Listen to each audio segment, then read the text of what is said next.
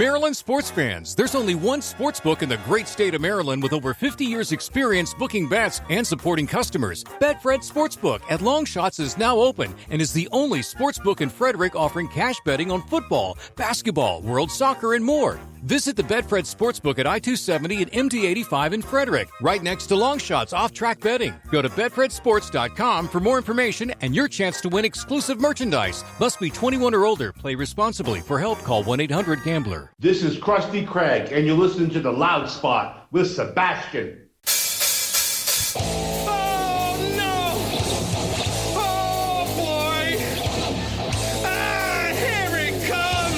The motherfucking Loud Spot! That's right, you're listening to the almighty Hot Zone, doing the intro to the Loud Spot podcast. You goddamn right, we're doing intros for podcasts now. And if you don't like it, you can suck the entire circumference of my Wayne Tretzky with the squeals and the drops. P1E goes hard till it pops. Cannonball, don't trust a cop. Johnny Spotswood just don't know when to stop. And if you don't like it, you better take your ass up to the snooty fox, because this is the Loud Spot. Okay, see you later. What's up, everybody? Welcome to the Loud Spot. I'm your host, Sebastian Cosby, right out of Oklahoma City. Tonight, I don't have a band on the podcast, but I do have a guy who is an author, and he publishes book, and he's an editor, Krusty Craig, but his real name is Craig Lewis. What is going on, man? I'm chilling in the mountain where I live in the south of Mexico with a couple of cats, and I'm just super happy to be alive and to be talking to you.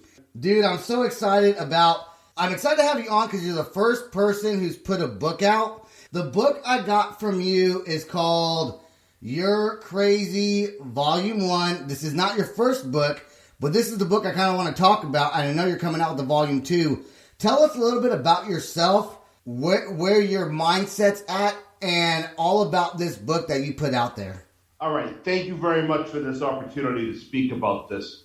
It's been a long time since I had a chance to really dive in to what You're Crazy is all about. So here goes. The reason why this book exists is because I'm a punk rock guy, and I grew up in Boston. I'm 46 years old. I don't live there anymore. However, for almost my entire existence, I was known as a crazy person. In fact, my nickname was Krusty Craig, but I found out after the fact that many people called me Crazy Craig. I don't like that. Okay. But I guess it was true, so that's okay. Now, this book, You're Crazy, the reason why it exists is to give people an opportunity to own their experiences and share those experiences with others so others can understand them better, understand them in such a way that their behaviors might make sense. Why is Johnny getting drunk all the time? Why did this guy get in a fight? What's going on with this person to make them act this way? Because you know what? There's a reason why. And we all deserve to be understood and known and respected. So You're Crazy as a book series, as an anthology, rooted in the punk rock scene on the topic of surviving mental health, addiction, trauma, and related sorts of tough times, and for the purpose of giving those writers a chance to be heard, to be understood, and to let everyone else know around the world that there are people just like us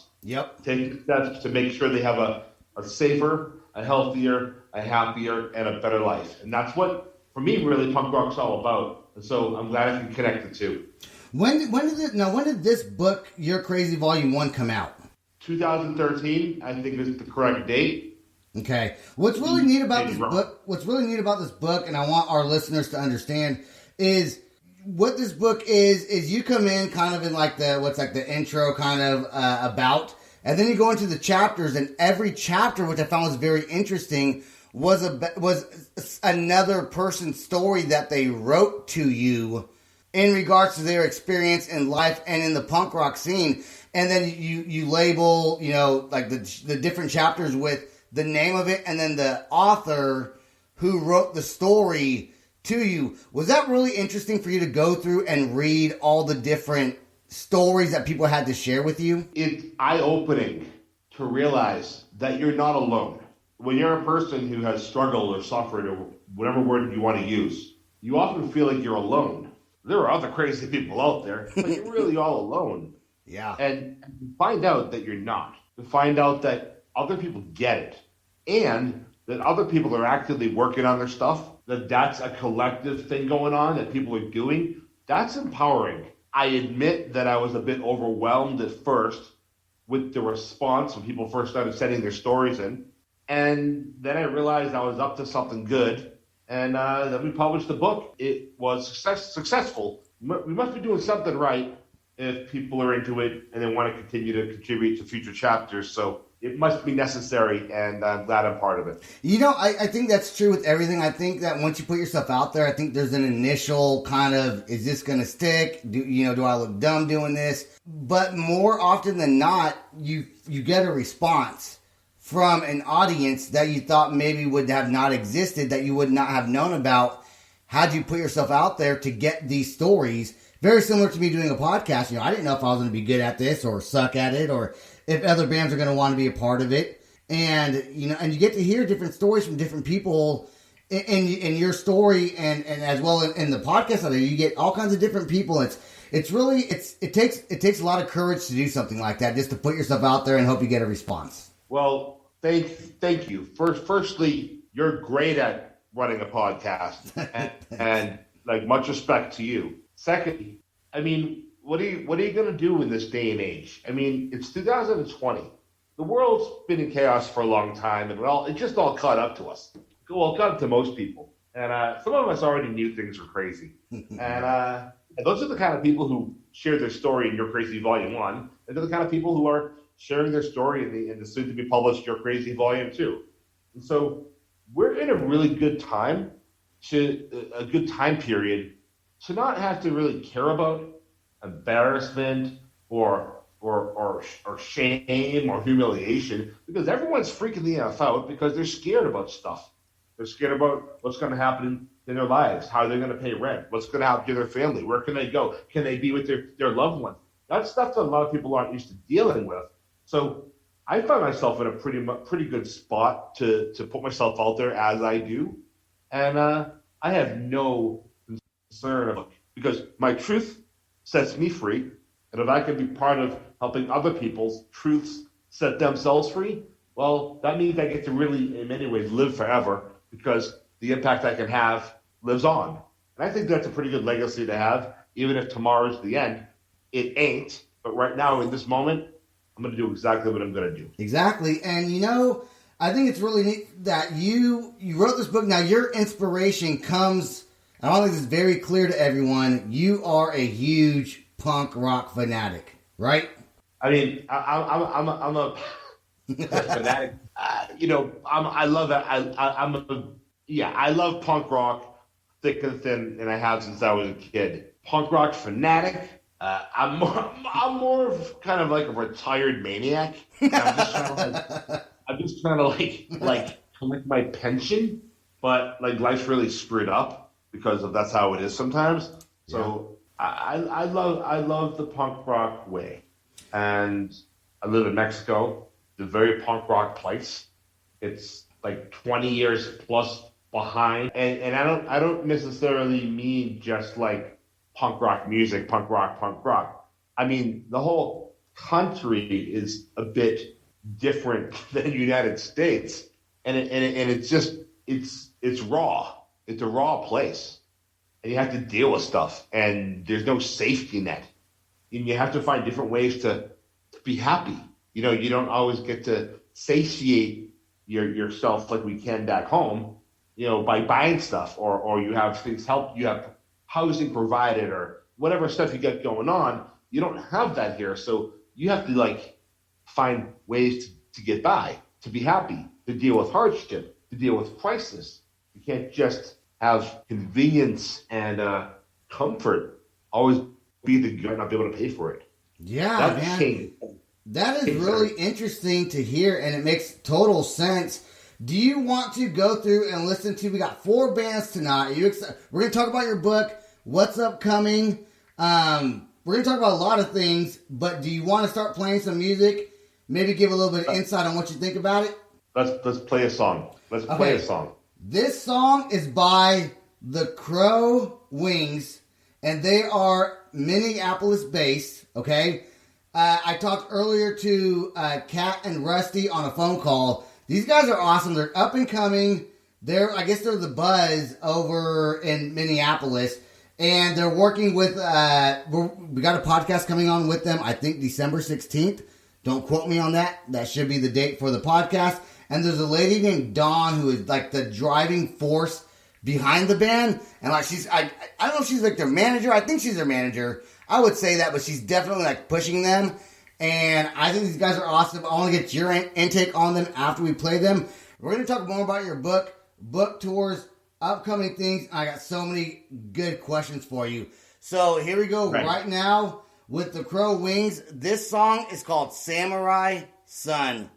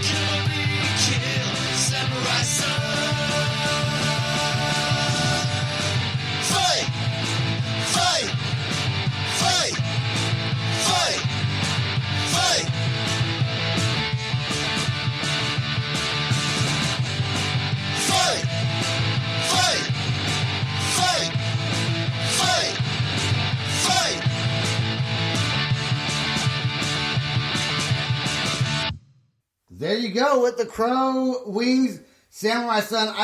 That's the name of the song. I cannot wait to have the Crow Wings on the podcast on December 16th. You guys are awesome. I love your punk style. They have a music video out for that song. If you guys want to check it out, it's on YouTube. Craig, I do want to ask you about have you done any book tours? Maybe 30 or more. A whole bunch of them. So, what is it like to go on a book tour? I know what band tours are like. What's it like to go on a book tour? Like, where do you go? What do you do? What places have you been to do that? Give us inside the world of putting a book out. Well, I've had the privilege of traveling around the world and speaking about all sorts of things that matter to me. It's just the same as setting up a punk rock tour, except you're giving your speech, and different people organize different things in different cities, and you just kind of go with it. And so I gave a presentation last December in Honduras at a punk show, and in Costa Rica, in a little coffee shop spot, and in Nicaragua, on the top of a hill outdoors. Yeah. And that was just in the past year. And all over Europe, anywhere you can imagine, from a punk rock festival to a Greek island to a bar in Istanbul, Turkey, to you name it, Paris, France, Barcelona, Dublin, Berlin, Warsaw, Sofia, and it goes on. God, man, you've just been everywhere. And before we started this podcast, you were kind of telling me what inspired you a little bit to kind of write a book like this. And you apparently were homeless, I guess, in Europe for a little bit? Well, that is true. That is true. But You're Crazy Volume 1 was published in 2013. And I had my life collapse between then and, 3 years ago.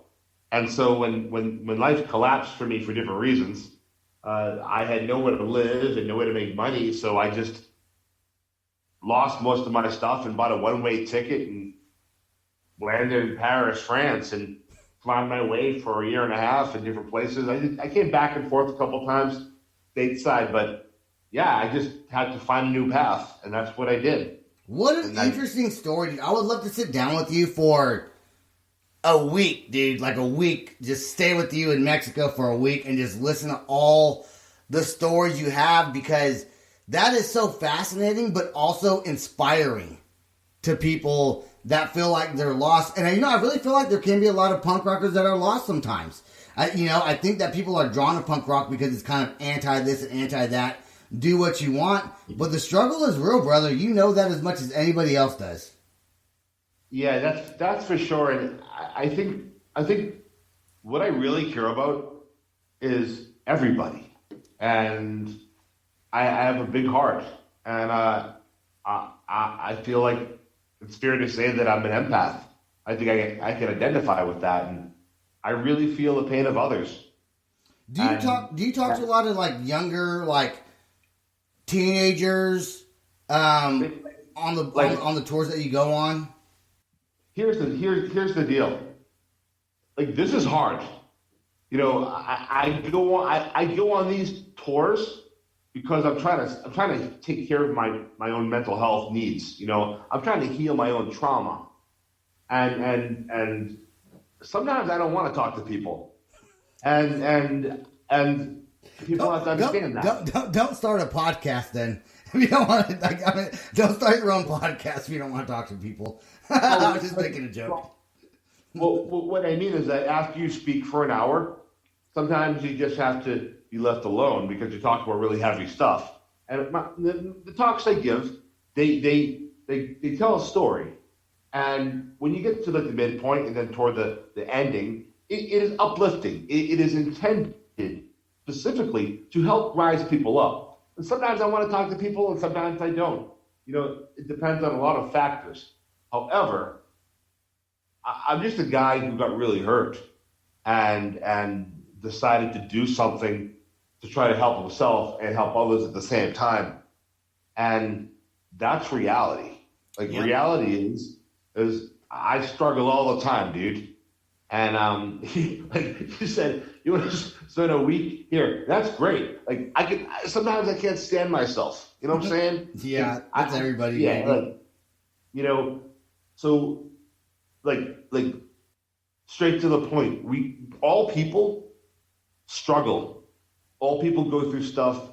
People who are mean to you or unkind to people you care about. People who aren't nice to me, and the whole gamut of society. People are hurt. Everyone is dealing with stuff. Do I want to permit people to be unkind and be harmful to others or me? No. But I want to try to apply some sort of understanding that everyone's effed up for a reason. And maybe they're not just trying to be evil or nasty or bad. And if I can get the message across to people that at the very least, if we can't have empathy for others, we can at least have it for ourselves and take better care of ourselves when things go awry. So we can be okay. Because we can't control anyone else, but we can certainly control ourselves. And what's really cool about this, the cover of your book, so it says You're Crazy Volume 1, and then underneath that, it says first-hand accounts of mental health struggles, addiction, and trauma from the punk scene. So I want everyone to take that in. That is, Like, I'm not trying to get deep all the time on the podcast. In fact, this is probably the first time I'm getting this deep on it.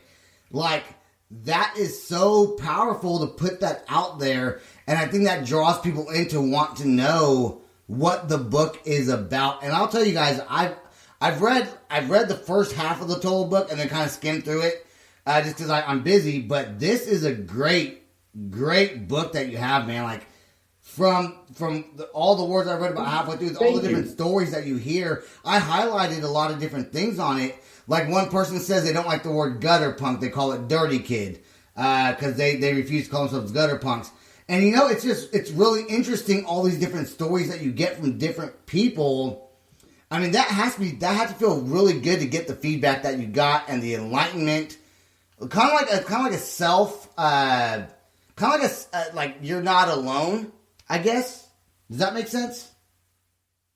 You know, to know that you're not alone when you feel like you're alone, it makes a difference. Yeah. It means something. It means something. I mean, this year, right? What was 2020? I've heard of endless people that are friends of mine, or people from the punk scene or wherever, who have ended their lives. Even people I know have ended their lives. And I know that life is hard. And I know that things are really challenging right now. And that people might feel hopeless or helpless. And I do think it's of great importance to support people, but also to let them know that it's okay to be human. And it's okay to crash. It's okay to like break down. It's okay to cry. It's okay to like go crazy. There's a reason why. I mean, you're freaking out for a reason. Like, you deserve to be validated. There's a reason why the reason why people have challenges. There's a reason why people act crazy. There's a reason why people have these different kinds of issues. We can be empathetic toward them. We can try to be nicer to each other. We can try to be more reasonable with other people. Try to be supportive to them. Try to let them know that, yeah, it's okay. You're freaking out for a reason. Like, I love you anyways. Just try to be nice. Like, I'm going to be the best friend I can be. Like, let's be good to each other. I mean, seriously. I personally know how bad it can get when people treat you like garbage. And I know there's been times that I haven't done the right things either. So, I mean, what are you going to do in this world? Like, perpetuate negativity and abuse? Or, like, stop the cycle. Stop the cycle of abuse. That's what I do. I think you've been forced to find yourself a better way of living. And I feel like you've taken all this negative maybe that you've had and turned it into a positive, which is why you came out with this book and which is why you came out with the volume 2. One of the reasons why I'm appreciating you right now, because it is true. That book was published 7 years ago for all the reasons that you stated. It's I can see now. You're helping me see the impact this had. I've had a brutal few years, a brutal, painful several years. Let's just be straight. And you are speaking to the person now who published that book 7 years ago, right? Who did that work, right? But the man you're talking to right now is like the manifestation of the person that only dreamed of becoming who he is right now when that book was published. So I'm thinking this out of my head right now. That's so cool, man. Yeah. Like, you're talking to the guy right now because I was straight. Like, it's almost, I felt uncomfortable for a second because I was like, does this kind of know that it's like between now and when that book came out, I'm like, I was public crazy person number one, dude. Like, you name it. Like, I was legendary for my fucking fucked up shit. So it's a special thing because you're getting the guy right now that I wanted to be all those years ago. But just like a punk rocker, you do it like you start a band even though you know how to play the instruments, but maybe you get really good if you're practicing. So I'm just an example of somebody who did something like that, except without playing in the band. You like kind of do the work on yourself because I guess no one else is going to do it for you. Just like no one else is going to play guitar in a band like you. Right. No, that's so cool that you explain that in that way. Man, it's really like it's enlightening, and I'm happy that who you were 7 years ago and now, and I think obviously we're not all young as we once were, and I think that happens when people just change and you figure your shit out, and some people don't, some people do, And you hope that everybody does, I would assume. Yeah, but it's okay. It's okay that some people don't. This is a harsh reality, right? That is, the harsh man. reality is not everyone's going to get it together. And sorry, world. I'm sorry that some people are going to like not make it. I'm sorry that that's the way it is. I'm sorry that we have a society that doesn't have the means, or I should say, has the means, but doesn't have the know-how to help everyone have a better life. There are basic needs that we all need to survive. Sure. Basic stuff. When people don't have their basic needs met, they're gonna act strange, or they're gonna do things that people who have no idea what it means to have a house, or to have food, or to have security, or health. If you don't know what it means, if you don't know what it means to not have, you really have to be careful about judging other people and their reactions, because it may be very true that what they are reacting to is a lack of basic needs. And our society has the capacity to handle all of this stuff, but it doesn't have the know-how. And so that is part of the punk rocker's job, and it's part of the job of a survivor like myself. I'm just kind of a combined thing to help the world see, not just punk rockers, not just people who have survived trauma and other things, but to help show the world that it's actually possible to have a multitude of horrendous things happen to you, and yet you make the choice. And that choice is something that I want everyone to know they have to make themselves. That no one's going to save your ass, but you have the power to decide. And that power of choice, that right there is your ticket to whatever you want. No matter how effed up it feels like it is at any moment, you have the power. You have the power, and I know it. That's right, man. Look, I know we like funny podcasts, have fun, but your book, I already knew we were going to get a little bit serious about things just because of your wisdom and your outlook on certain things. And I'm happy that I'm doing this because that helps me grow as a podcaster, for one. And two, I think people need to listen to what you have to say because it's great, dude. It's great information, it's knowledge, and it's just fantastic, man. I'll leave it at that, for lack of a better word. We can share this with all the people out there listening. All right, check this out. If there are things about your life that have affected you, somewhere deep inside that those things exist, whether you want to admit it or not, and it affects you. You know what happens when you start talking about it? Yeah, it's going to hurt. Yeah, there's going to be pain involved, and there might be loss. But you know what happens is that when you start talking about the stuff that's messed you up inside, the reason why you're drinking heavily, the reason why you're, cutting yourself or just doing whatever you're doing, well, then you start to get better because you don't have to be a self-made prison with all that stuff inside you. When you get that stuff out of you, you can heal, and you deserve it. And so that's true. And I want y'all to think about that, because you can help yourselves, and you can have a better life. And it's actually super punk rock to take control of your life and make it awesome. That's beautiful. I want to see everyone do that. Yeah, man. And I love punk rock and metal, and I even like some rap and stuff like that. But punk rock kind of has a cool.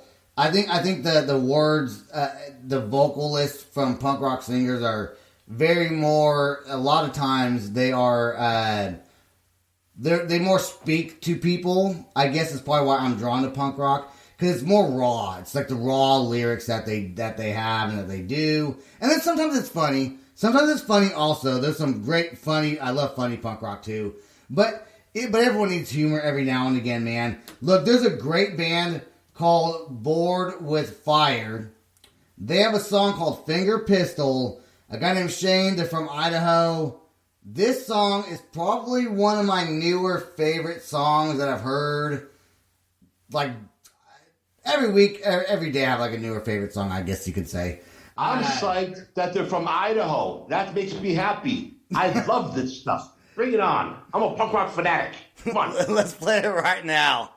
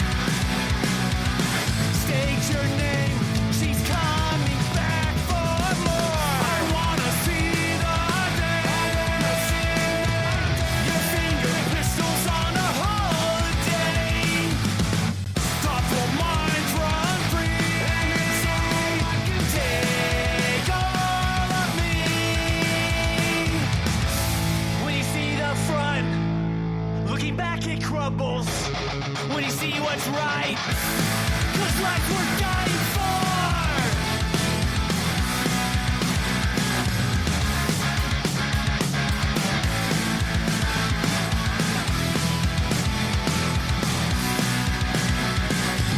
Cattails stake in the grass, leaning on the ledge, angry as they fall. Swan dive, see he crumbles. You know what's good for me since we were 23. Angry as they call, hit the ground, last and humble. He holds his breath. She's coming back for war. I wanna see the dance. Your finger pistols on a holiday. Thoughtful minds run free. You take all of me.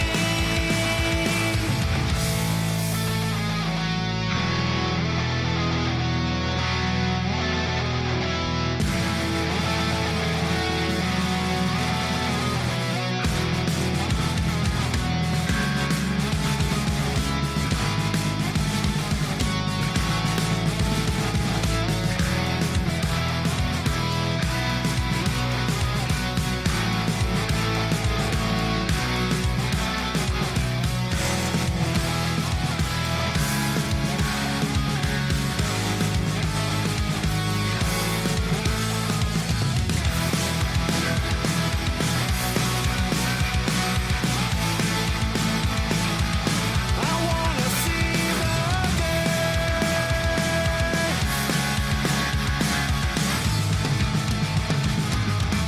on a holiday.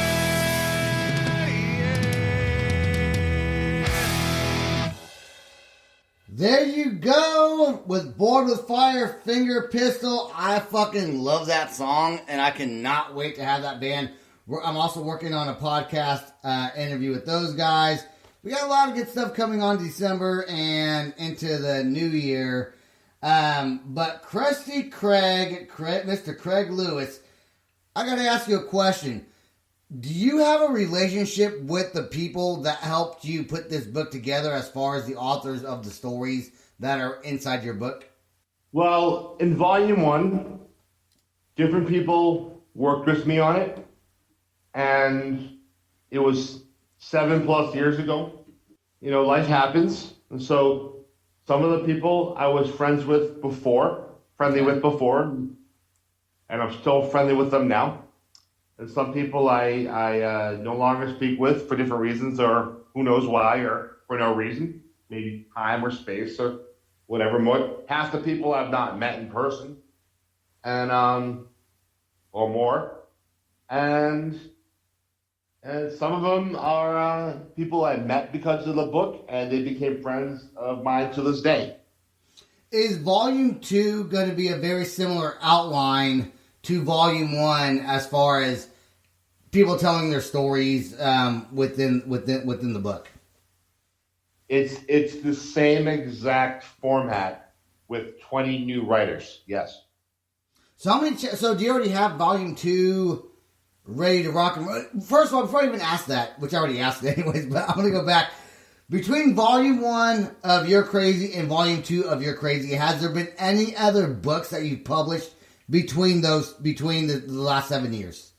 Yes. Thanks for asking.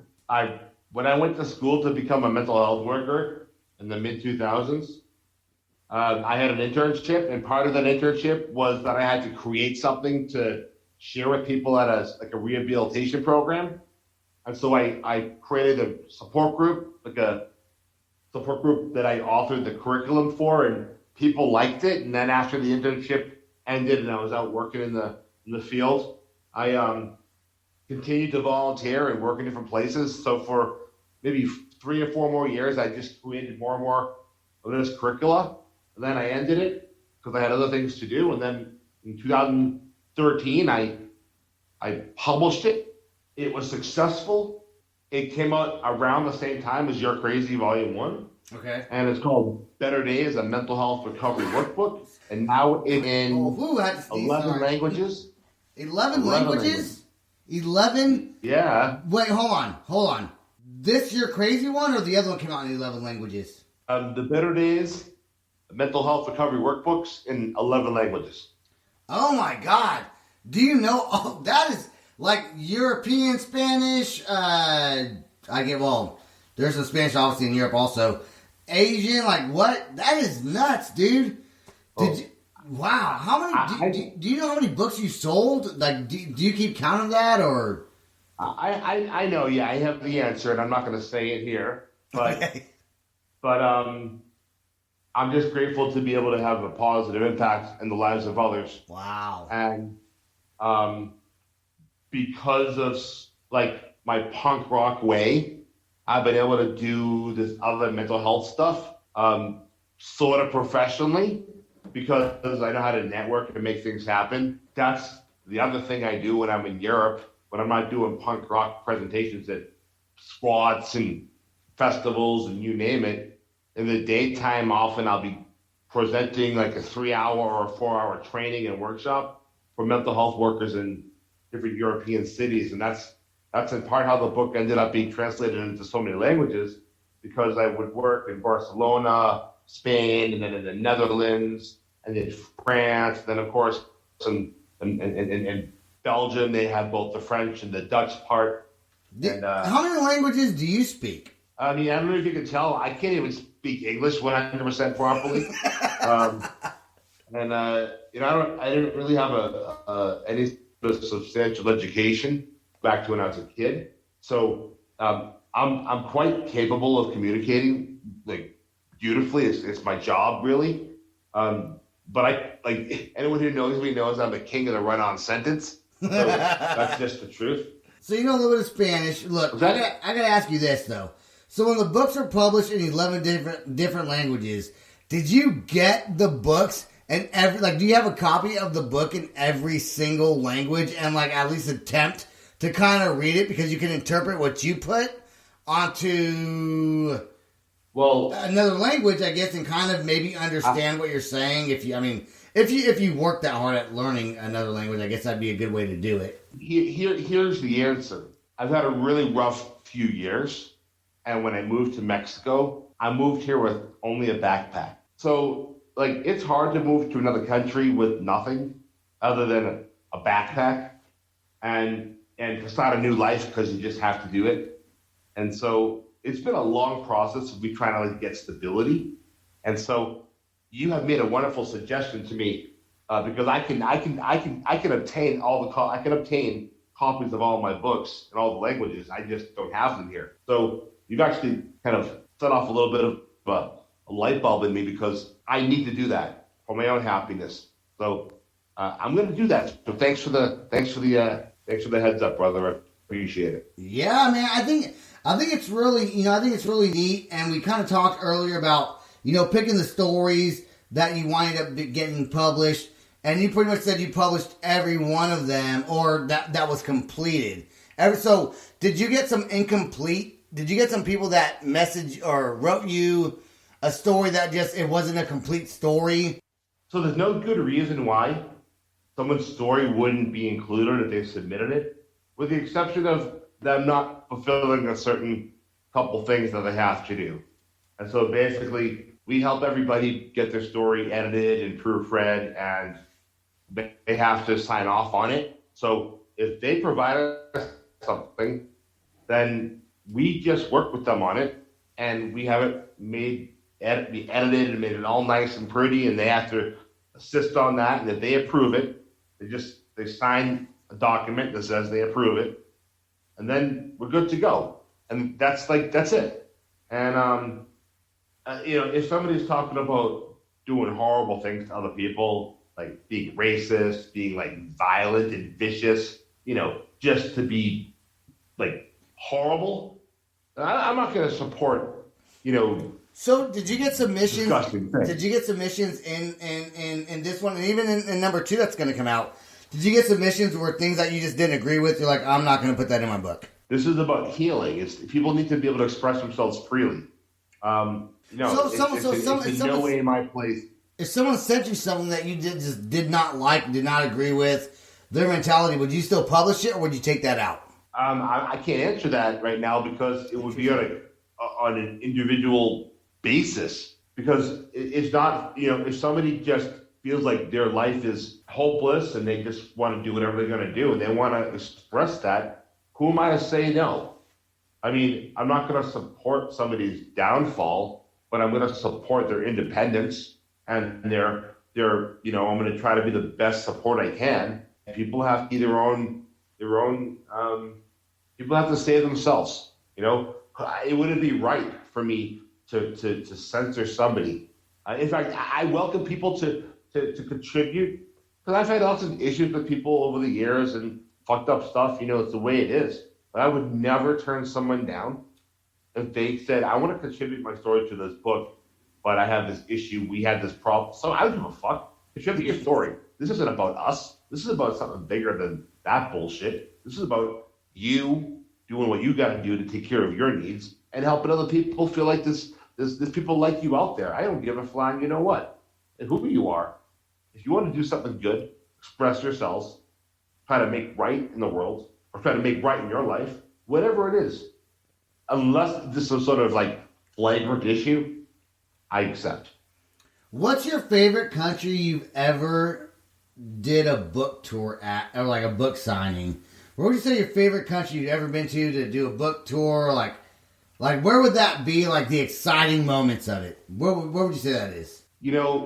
I have to say that every single place I've ever been, I've had wonderful experiences, and I've had moments that aren't wonderful. That could be, something that happened with someone else, or it could just be inside my head. I don't like to just give sort of like absolute answers, because Americans are like this. We give these absolute answers, and we often make statements that we don't actually mean. So it would be more appropriate for me to say, I've loved everywhere I go for all sorts of interesting reasons. And to give a few examples of places that I love and why, I would like to do that just to honor all the people out there who have welcomed me into their homes, into their countries, into their lands. Yeah. I love Italy. I'll tell you why. Well, there's so many reasons why, but Italy is the sexiest place I've ever been. And I'm not talking about like how people look. I'm talking about energy. Energy. There's like this like confidence, this energy, this like, and I had a few experiences that proved that to be true. I'm a quarter Italian. Maybe that's where my confidence comes from. I don't know. I look Italian, and I'm like Eastern European Jew. You do look Italian. You do look Italian, but you're also from the East Coast, and you kind of got that. You definitely have that Boston accent still. Even though you live in Mexico, you got that, brother. I'll tell you straight, like the Boston way, sarcastic to the end, dude. Sarcasm, we are the masters of it in that town, and I don't have a townie accent. Oh my God, if I had a townie accent, I don't know. Do you miss Boston? My heart's broken. You know what I'm saying? There's a lot of things that I haven't shared here. We're not going to get into it, but like my heart's broken. Who wants to leave where they come from? Yeah. Right? I'm not from California, and fuck California. I moved to Oklahoma because it's way too expensive out there. But you live in a different country, so it's different than moving to like another state within the U.S. I get that. Put it this way, all right? I'm happy where I am, right? I feel safe. Sometimes I have to go to the United States, but I haven't been there in a while. And sometimes when I cross the border, I feel that you just feel different. Don't think about politics about this. Think about like this is the land I was born on. That's always going to mean something to the person. It always means something to the person who stands on that land, right? And of course. But what happens in this world, that's always going to mean something. So the feeling I have when I am across that invisible line in the sand, it's a powerful thing. And do I miss Boston? There's things that I love about where I come from, and I don't currently feel like it would be good for me to go back, but for a lot of reasons. And so it's not just that I miss it; it's that I have a broken heart that I hope someday will be able to be healed a little bit more. So I think it will. I think it will, especially moving in the right direction. We got about 10 minutes left or so. We got about 2 more songs to play. We'll probably go a little over. But that's a little over an hour. I do want to play a band from Oklahoma City because I love Oklahoma, man. I fucking love Oklahoma, dude. I'm so happy I moved here 14 years ago. 14 years ago? Yeah, about 14 years ago. I love it, man. Oklahoma City has done me some justice. And by the way, talking about a backpack, I moved to Oklahoma City with the backpack and nothing else. And I know that my friends that are going to listen to this are going to be like, well, you moved somewhere with a backpack too. Yeah, I didn't move to another country, but I did move to Oklahoma with just a backpack, and I accomplished some things that I'm very proud of. My newest one right now is this podcast, which I love. But Don't Make Ghosts. They're out of Oklahoma. Jesse in the band. It's funny that I used to work with his wife in an industry that we were kind of all involved with. Turn around, years and years later, he's in this band, and I was like, holy shit. So pretty excited about it. This song is called Dead Skin. And these guys, literally check these dudes out. I gotta support my Oklahoma homies. You know how that is, bro. You gotta support. I know how it is. You know how that is. You gotta support the people from where you're from. And so I'm playing these guys on the podcast right now. Don't Make Ghost, Dead Skin. Here we go.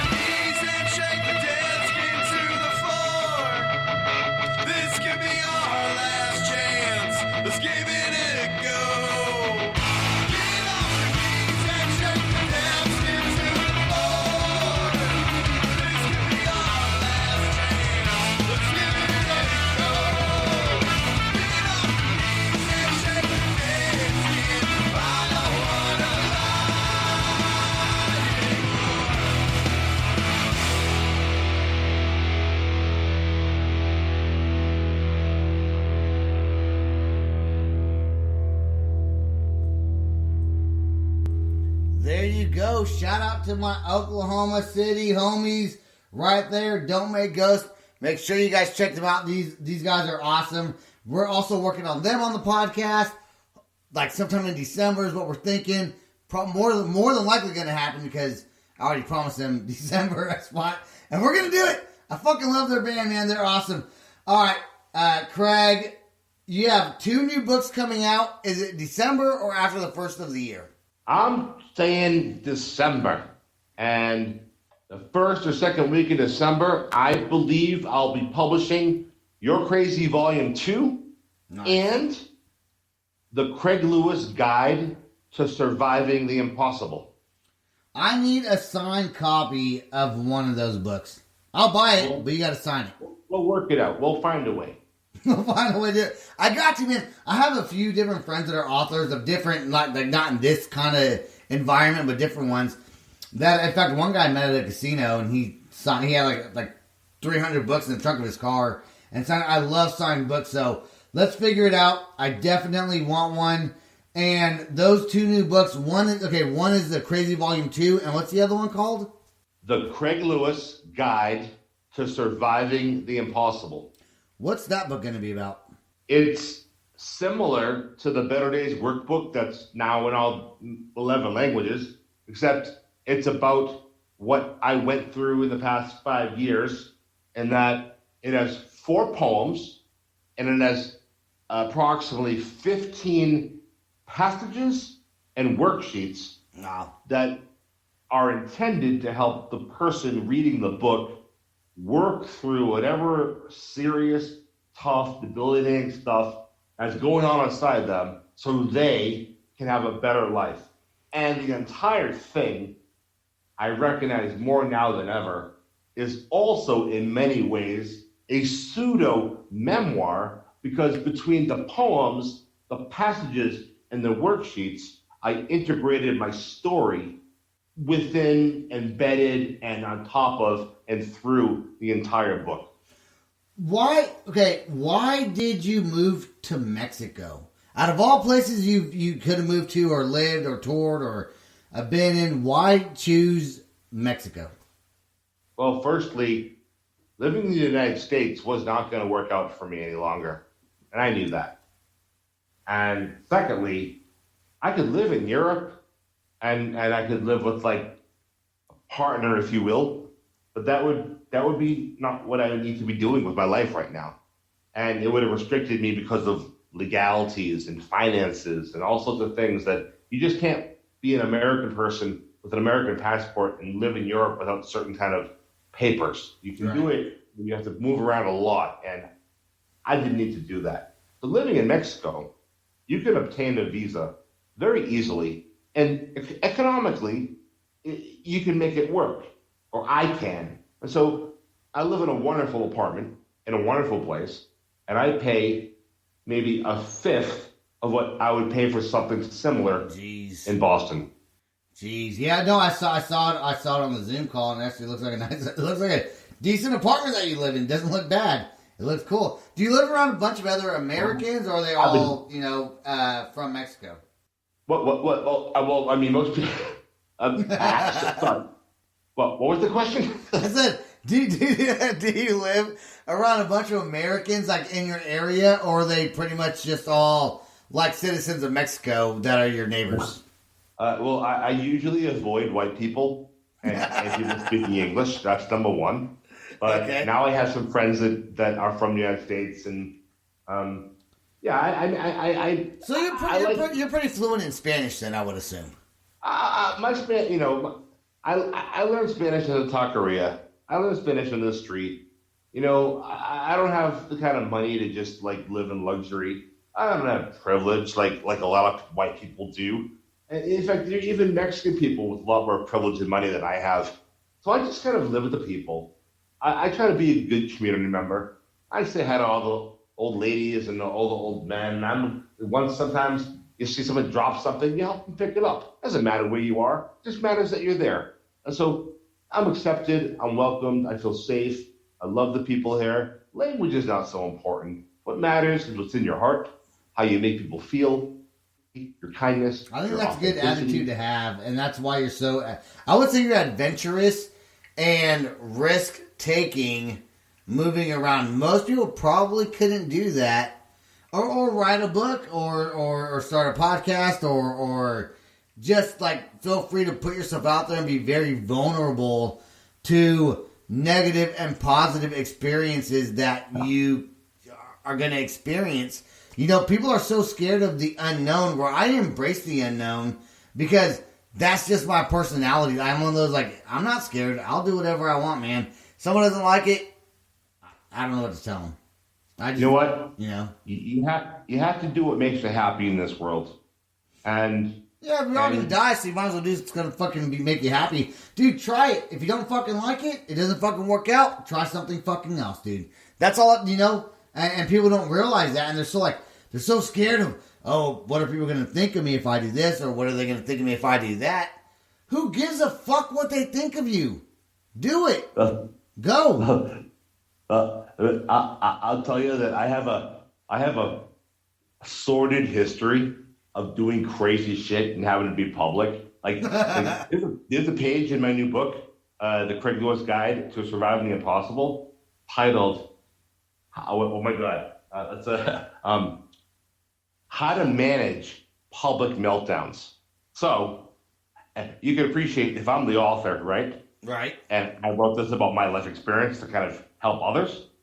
When the passage is titled, How to Manage Public Meltdowns, you know that I'm way far beyond giving a fuck about what people think. Because I already had the public meltdown. Like, this is about what to do after you have the public meltdown. Like, believe me, my therapist says to me, Craig, you should think about the consequences. I'm like, consequences? I don't think about the fucking consequences. I'm a man of action. Everything I've ever done has resulted in me being here right now. That means I get a good brain on my shoulders. I get a good heart. I have good intuition. Yep. And I'm going to keep trusting myself, trusting the universe, and keep doing it punk rock. Yeah, dude. And that's what I love about punk rock music. It's like kind of like, fuck it. Do it. I don't know, man. It speaks to me. You've been great on the show. We're going to play our last song real quick, and then we're going to close out. I'm going to give you some shout-outs to who you want to give shout-outs to. This band right here is called The First Rule. Shout-out real quick to Candy Browning with Kick Rocks Entertainment. She heard these songs. She sent it to me. She's like, these guys are fucking awesome. And Kick Rocks Entertainment does a lot of my... Like, they do a lot of my... checking out the music, make sure it sounds good and stuff like that. And then she sends it over to me. And they have a whole street team over there. And I played one of their songs before. That was a really good song. But this one was my favorite song. And so I'm playing it for me instead of her this time. This song, which we can all appreciate it. I think it's kind of comedic, but it also relates. All My Friends Suck. And this song is awesome. Yeah. They are from Wisconsin. I think like Kenosha, Wisconsin? Pretty sure. That's what I said on Facebook anyways. These guys are fucking sick, man. You ready to listen to this one? Give me 1 second. One. Deep breath. Let's go! I'm ready. Let's do it. All my friends suck, and I'll tell you why. They never want to go, I never want to chill, no matter how hard I try. All my friends suck, it's worse than that. They never want to FaceTime, never want to call, and never ever text me back. I can see that you read my message, and you still haven't responded yet. What happened to always going out to shows, and 7 nights a week staying out till bar close? Is this just the way life goes? Does anybody know what happened to calling to see what's up? That 4 a.m. text just say your car's stuck. Is this just growing up, or do all my friends suck? All my friends suck, what can I say? They've all got married, got jobs, got kids, and more babies on the way. All my friends suck, they've got new lives.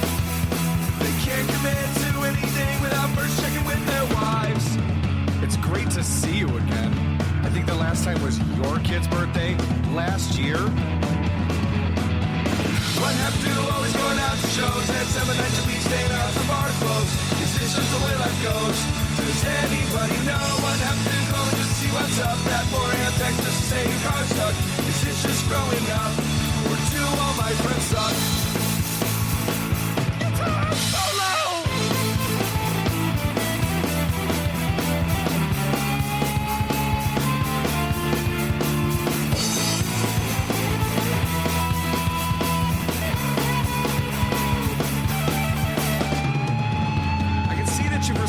interested to all my band shows, but I haven't seen you come out to one yet. What happened to always going out to shows and 7 nights a week staying up to bar close? Is this just the way life goes? Does anybody know what happened to calling just to see what's up? That 4 a.m. text just to say your card's stuck. Is this just growing up?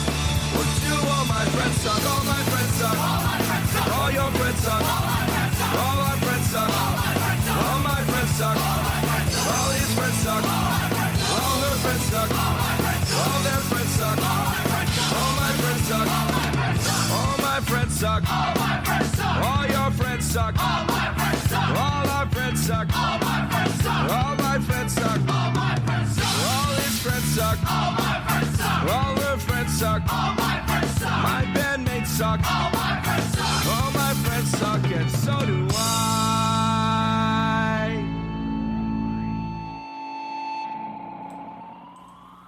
I like how he says, all my friends suck, and so do I at the end. That song is so fucking cool. The first rule, I'm going to tag you guys in this when I share it.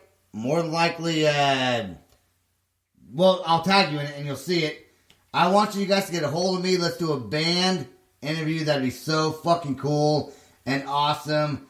Craig, I want to ask you, if you want to give a shout out to any bands or any musicians that you grew up with that you like, that kind of inspired you, if you could name like just a few of them, who would they be?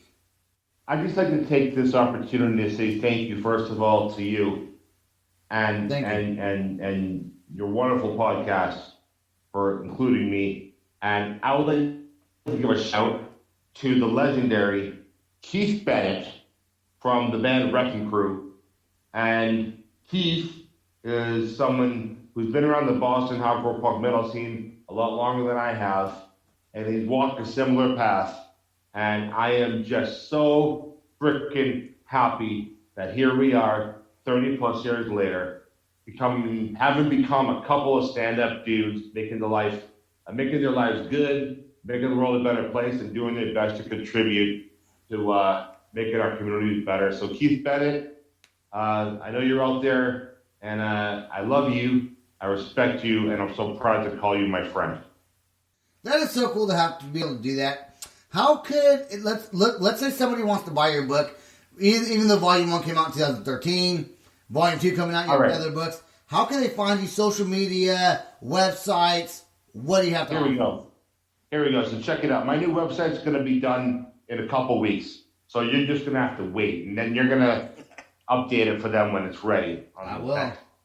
All right. So for now, you can go to www.lulu.com/spotlight/Better Days Recovery Press. All my books are there. However, if you want to support the author directly, or you want to support the editor directly, just write to me at punksandrecovery, punx.in.recovery, punksandrecovery@gmail.com, and you can get them directly from me. And that's it. That's the story, guys. Thank you. That is punks, PUNX, punks.in.recovery@gmail.com. That's the email I have for him. He's also my friend on Facebook. You can look up Craig Lewis on Facebook. He doesn't go by Krusty Craig, which that is a cool fucking nickname, dude. I like that nickname, not gonna lie.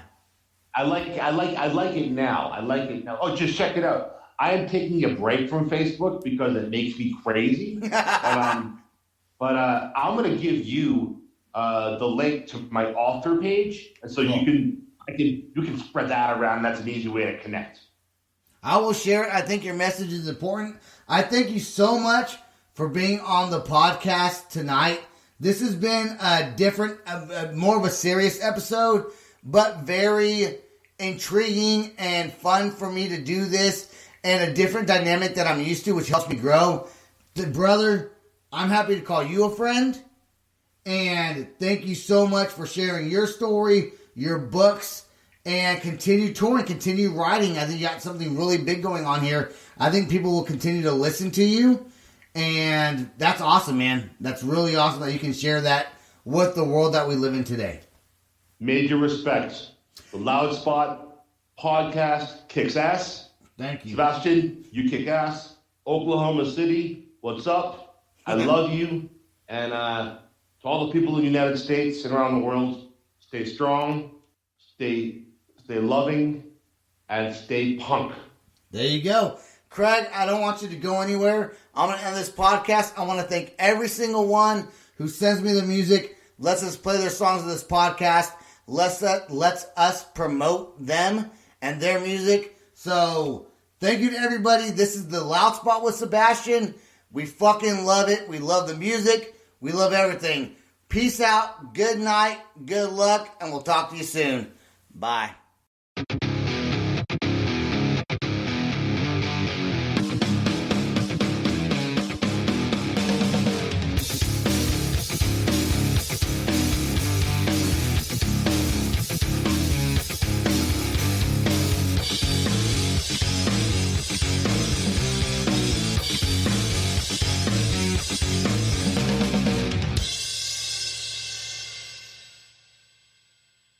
Maryland sports fans, there's only one sports book in the great state of Maryland with over 50 years experience booking bets and supporting customers. Betfred Sportsbook at Longshots is now open and is the only sportsbook in Frederick offering cash betting on football, basketball, world soccer, and more. Visit the Betfred Sportsbook at I-270 and MD-85 in Frederick, right next to Longshots off-track betting. Go to betfredsports.com for more information and your chance to win exclusive merchandise. Must be 21 or older. Play responsibly. For help, call 1-800-GAMBLER.